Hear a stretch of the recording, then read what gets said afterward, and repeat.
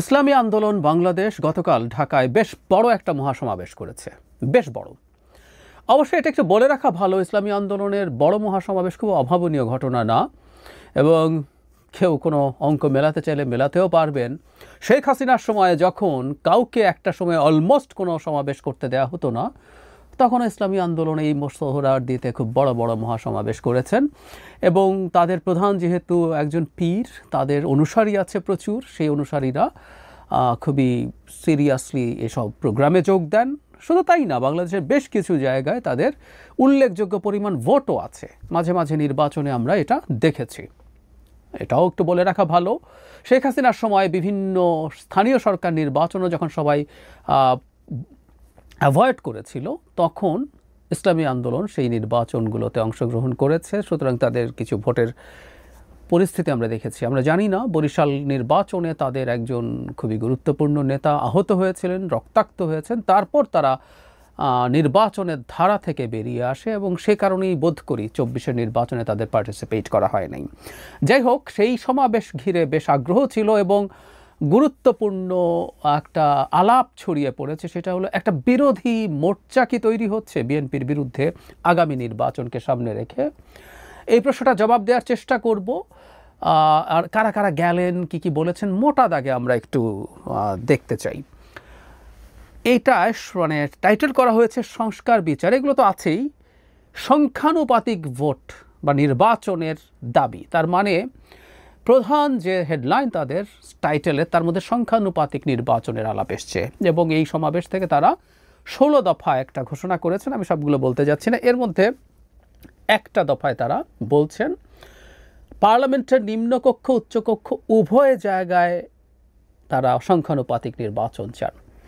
আমরা ঠিক জানি না উচ্চকক্ষের সংখ্যানুপাতিকের জন্য কি আলাদা ব্যালটের কথা তারা বলবেন, নাকি যে ভোট হয়েছে সেটার। আর সেই যে ভোট হয়েছে সেটার যদি সংখ্যানুপাতিক লোয়ার হাউসে হয়, আপার হাউসে সংখ্যানুপাতিকের আর কি প্রয়োজন, আসলেই জানি না। তাদেরকে এ ধরনের বুদ্ধি কারা দিয়েছেন, তারা কেন এভাবে ভাবছেন। যেমন বিএনপি যদি যেভাবে ভাবছে যে ফার্স্ট পাস দ্য পোস্টে যেভাবে লোয়ার হাউস হবে, তার সিটের যদি প্রপোর্শনাল রিপ্রেজেন্টেশন সিটের, ভোটের না, আপার হাউস হয়, আমরা বলছি যে এটা আসলে এভাবে আপার হাউস কোনো এফেক্টিভ কিছু হবে না। ঠিক একইভাবে তারা দুটো হাউস কেন চাইছেন জানি না।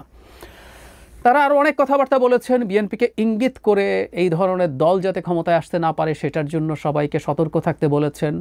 এখানে জামায়াতে ইসলামী গেছেন, তাদের মহাসচিব কথা বলেছেন, এবং তিনিও বেশ কঠোর ভাষায় বলেছেন প্রপোর্শনাল রিপ্রেজেন্টেশনের ব্যবস্থা না হলে নির্বাচন হতে পারবে না। কোন হাউস কোনো উল্লেখ করেননি। জামাত কিন্তু লোয়ার হাউসে প্রপোর্শনাল রিপ্রেজেন্টেশনের কথা দীর্ঘদিন থেকে বলছে। এটা বোধগম্য, জামায়াতে ইসলামী বা ইসলামী আন্দোলন লোয়ার হাউসে প্রপোর্শনাল রিপ্রেজেন্টেশন চাওয়ার খানিকটা যুক্তি আছে, কিন্তু যদিও এটা এক ধরনের রিজলভড ইস্যু। এবং জামায়াতে ইসলামীর মহাসচিব আরও গুরুত্বপূর্ণ কিছু কথা বলেছেন, সেটা হচ্ছে ইসলামী দলগুলো এক মঞ্চে আসতে পারে তাদের মধ্যে যদি ঐক্য হয়, বা ইসলামী আন্দোলনের নেতারাও একই কথা বলেছেন, যদি ঐক্য হয় সেটা খুব গুরুত্বপূর্ণ প্রভাব ফেলতে পারে, এমনকি তারা ক্ষমতায় চলে যাবেন, এই আলাপ হচ্ছে। এবং এই মঞ্চে যারা গেছেন অনেকে তাদেরকে ডিফাইন করার চেষ্টা করছেন যে একটা বৃহত্তর মোর্চা তৈরি হয় কিনা। আমি দলের কথা বলছি, দলের বাইরেও হিন্দু সম্প্রদায়ের নেতা গেছেন, হিন্দু বৌদ্ধ খ্রিস্টান ঐক্য পরিষদের নেতা গেছেন, এর ছাড়াও একজন বুদ্ধিস্ট নেতা গেছেন, বিভিন্ন ধর্ম থেকে রিপ্রেজেন্টেশন রাখার চেষ্টা করেছেন। কিন্তু দলের কথা আমরা যদি বলি, জামায়াতে ইসলামী গেছে, নেজামে ইসলাম গেছে, খেলাফত মজলিসের প্রতিনিধি গেছে, ইসলামী ঐক্য জোটের প্রতিনিধি। আমাদের কাছে আগ্রহোদ্দীপক যেটা, সেটা হচ্ছে জাতীয় নাগরিক পার্টির 2 জন গেছেন। এর মধ্যে তাদের মেম্বার সেক্রেটারি জনাব আখতার গেছেন, সাথে জনাব সার্জিস আলমও ছিলেন। গণ অধিকার পরিষদের নুরুল হক নূর ছিলেন, খেলাফত মজলিসের ছিলেন, খেলাফত আন্দোলনের ছিলেন, এবং এবি পার্টির সভাপতি মুজিবুর রহমান মঞ্জু ছিলেন।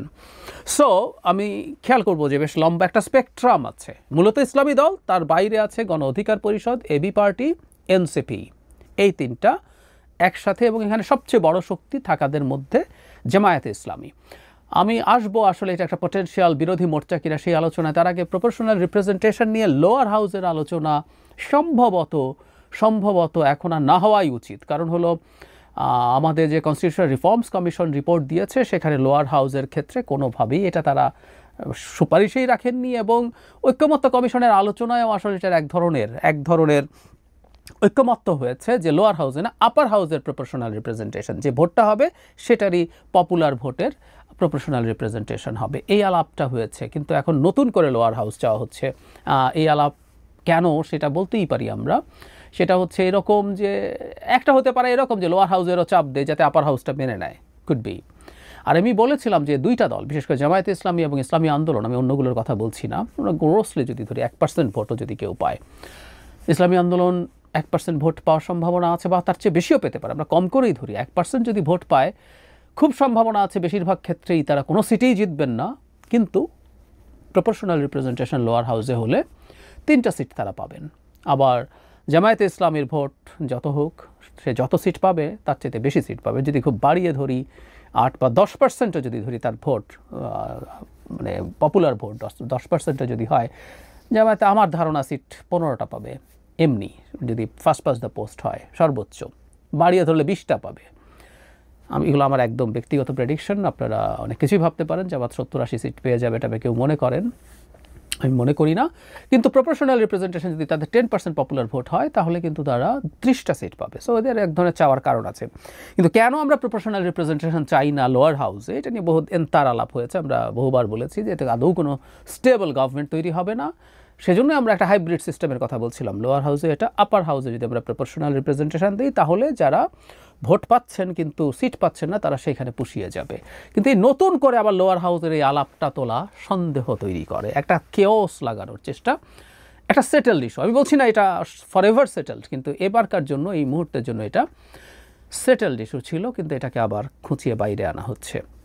মূল কারণ আমি ধারণা করি পলিটিক্যাল লেভারেজ অর্জন। আমি জানি না এই নির্বাচনকে সামনে রেখে কী ধরনের আলাপ আলোচনা করছে দলগুলো তাদের পরস্পরের মধ্যে, বিএনপির সাথে, বিএনপির ওপরে চাপ প্রয়োগ করে কোনো না কোনো ধরনের লেভারেজ কেউ না কেউ অর্জন করতে চাইছে, যে আমি ওদের সাথে চলে গেলাম কিন্তু আমাকে এটা দেওয়া হোক। অনেকগুলো দল আছে যাদের সংখ্যায় অত বড় না, তারা অনেকেই ওখানে গিয়ে থাকতে পারেন এই উদ্দেশ্যে, এতে বিএনপির সাথে তাদের নেগোসিয়েশন, বার্গেনিং বেটার হতে পারে। এটা একটা কারণ, এবং আমি এটাকে অলমোস্ট প্রধান কারণ বলে মনে করি। কারণ বিএনপি সম্ভবত জামায়াতকে তার সাথে রাখবে না, কিন্তু বিএনপি আরও অনেক দলকে এইখানে জয়েন করা, ইসলামী এবং মানে যারা ইসলামী দল না এরকম যারা আছেন তাদের সাথে এক ধরনের নেগোসিয়েশনে যেতে পারেন। তো সেই বিবেচনায় তাদের অনেকেই সম্ভবত এই নেগোসিয়েশনের জন্য গেছেন। এখন যারা এটাকে খুবই বৃহত্তর ঐক্যের একটা পথ বলে দেখানোর চেষ্টা করছে না, আমার কাছে এটা ঠিক সঠিক বলে মনে হয় না। আর যদি হয়ও সেটা ভালো হবে, আমি এটাকে খারাপভাবে দেখি না। এখন তারা তাদের মতো করে ডিসাইড করবে এই রাজনীতিদের পথে তারা যাবে কি না। ধরুন এনসিপি, তারা দীর্ঘদিন থেকে বলছে তারা একেবারেই মধ্যপন্থী একটা দল, তারা এখন যদি ধরুন একটা মোটা দাগ ইসলামিক জোটের মধ্যে যায়, তার রাজনীতি ভবিষ্যতে কেমন থাকবে সেটা তাকে বিবেচনা করতে হবে। মধ্যপন্থী দল ইসলামী দলের সাথে জোট করা যাবে না তা না, বিএনপি করেছে, কিন্তু ওখানে বিএনপি প্রধান দল ছিল, আর এনসিপি ইসলামীদের জোটে যাচ্ছে। সো দুটো একই জিনিস না। একইভাবে এবি পার্টিকে আমরা দেখেছি, তারাও এক ধরনের মধ্যপন্থী দল হিসাবেই তাদেরকে, ইসলামী কিছু মূল্যবোধ রেখে কিন্তু মধ্যপন্থী দল হিসাবেই তারা তাদেরকে পরিচয় করাতে চায় যে আমাদের ব্যাপারে তাদের স্ট্রং ক্রিটিক আছে। কিন্তু তারা এখানে গিয়ে তাদের সাথে যুক্ত হবে কিনা আমি আসলেই জানি না, সেটা তাদের সিদ্ধান্ত। কিন্তু তারা যদি একত্র হন এবং একটা কম্বাইন্ডলি যদি একটা বিরোধী দল হয়ে উঠতে পারেন, দ্যাটস নট ব্যাড। কিন্তু এটা আসলে খুব ফিজিবল না, কারণ আসলে সবাই একত্র হলেও খুব ভালো কিছু করা যাবে না, করতে পারবেন না। বাংলাদেশে এখন সেই বাস্তবতা নেই। সে কারণেই আমি ধারণা করি এটা আসলে ওইরকম কিছুই না। এটা ইভেন ইসলামী আন্দোলনও তাদের যে মানে সংখ্যা আছে সেই শক্তি তারা দেখানোর চেষ্টা করছেন। তারা এক ধরনের আন্ডারস্ট্যান্ডিং তারা বিএনপির সাথে করতে হয়তো চেষ্টা করবেন, কারণ বিএনপি এবারকার নির্বাচনে বেশ কিছু সিটে তাদের প্রার্থী হয়তো দেবে না। এখন সেই প্রার্থী আর দিলেও কিছু কিছু ক্ষেত্রে সমস্যা হচ্ছে যে যাদেরকে মোটামুটি সিগন্যাল দেওয়া হয়েছে অন্য দলে, তারা ওখানে ক্যাম্পেইন করতে ঝামেলায় পড়ছেন। তো সব কিছু মিলে তারা প্রত্যেকে তার লেভারেজের চিন্তা করবেন বলে আমি মনে করি। এই ধরনের একটা জোটের হয়ে একটা নির্বাচন করে মূলত জামায়াতের নেতৃত্বে সিট যা পাবে কিছু জামায়াত পাবে, আর একত্র হলে জোট হলে আর 2-1টা সিট কোথাও যাবে কিনা আমি নিশ্চিত নই। মানে এই জোটে নির্বাচিত হওয়ার সংখ্যা বরং সেভাবে বাড়বে যদি, যেমন এনসিপি বা অন্য কোনো দল, বিশেষ করে এনসিপির কথা আমরা যদি বলি, বিএনপি যারা নমিনেশন বঞ্চিত হবেন সেরকম শক্তিশালী প্রার্থী বা আওয়ামী লীগের কিছু লোকজন যারা দেশে রয়ে গেছে এবং ভয়ঙ্কর ক্রিমিনাল না, এ ধরনের কিছু লোককে নিলেও বরং পাশ করে আসার সম্ভাবনা হয়তো বাড়বে। কিন্তু তারপরও এটা খুব ফর্মিডেবল কিছু হবে না। তার চাইতে আসলে বিএনপির সাথে যদি নেগোশিয়েট করে এমপি হওয়া যায় সেটা তাদের জন্য ফার বেটার অপশন হবে। তাহলে বটম লাইন হচ্ছে এটা বিরোধী দলীয় মোর্চা টাইপের কিছু না, এবং এখানে এমন দাবি সামনে আনা হয়েছে তারা নিজেরাও জানেন যে এটা হতে যাচ্ছে না। আমি শিওর তারা এটা আনছেন চাপ তৈরির জন্য, পলিটিক্যাল বার্গেইনের জন্য, এবং এটা আলটিমেটলি খুব বেশি প্র্যাকটিক্যাল বা ফিজিবল কিছু না, এটা তারা নিজেরাও বোঝেন। বিরোধী দলের চেহারাটা কেমন হবে সেটা সময় আরও অনেক লাগবে সেটা বোঝার জন্য। আমি ব্যক্তিগতভাবে মনে করি জামায়াত অলমোস্ট একাভাবেই নির্বাচন করবে। আর ইসলামী দলগুলোর মধ্যে যে ধরে বিভেদ দীর্ঘদিন থেকে ছিল, কারণ এই যে প্রথমবারের মতো ইসলামী আন্দোলন জামায়াতকে ডেকেছে, এর আগেও তারা বসেছেন, তারা তাদের মধ্যে আন্ডারস্ট্যান্ডিং ঠিক করতে পারেন কিনা। জামায়াত, খেলাফত, যারা হেফাজতে ইসলামের মধ্যে যেসব পলিটিক্যাল পার্টি আছে তাদের সাথে বসার চেষ্টা করেছে। আসলে তাদের আদর্শগত জায়গায় এত ডিফারেন্স আছে, তাদের পক্ষে আসলে একটা মোর্চা করাও প্রায় অসম্ভবের মতো ব্যাপার।